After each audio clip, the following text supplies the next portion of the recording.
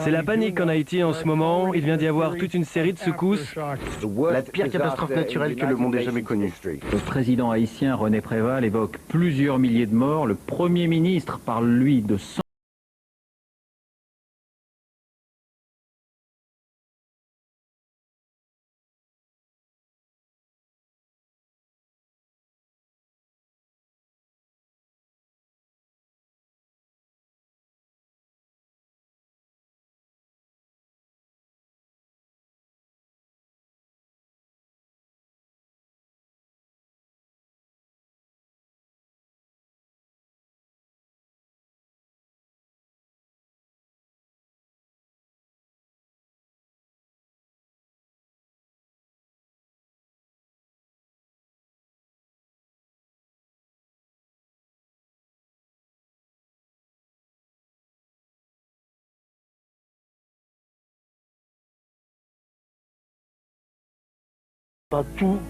Même les plus hauts dirigeants de la planète mettent de côté leurs couleurs politiques et se rassemblent pour lancer la plus vaste opération de sauvetage du XXIe siècle. À ce moment précis, nous sommes en train de fournir l'assistance la plus importante de notre histoire pour sauver des vies et aider les survivants de cette incroyable catastrophe.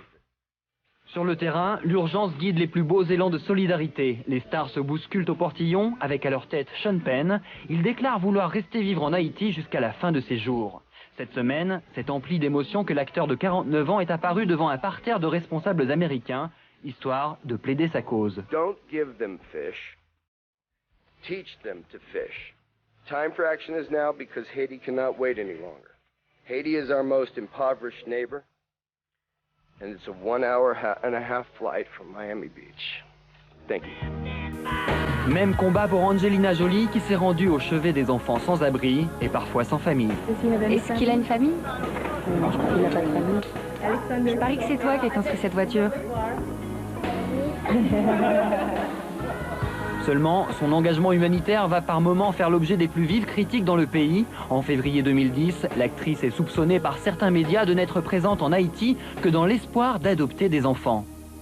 Je suis toujours ouverte aux enfants du monde. Nous sommes ce genre de famille. Brad et moi parlons de ce sujet.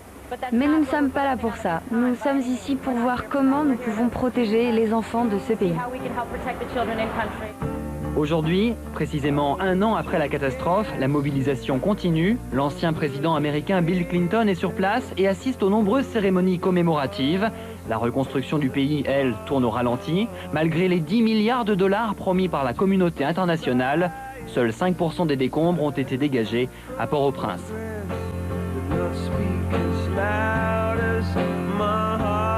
Malheureusement.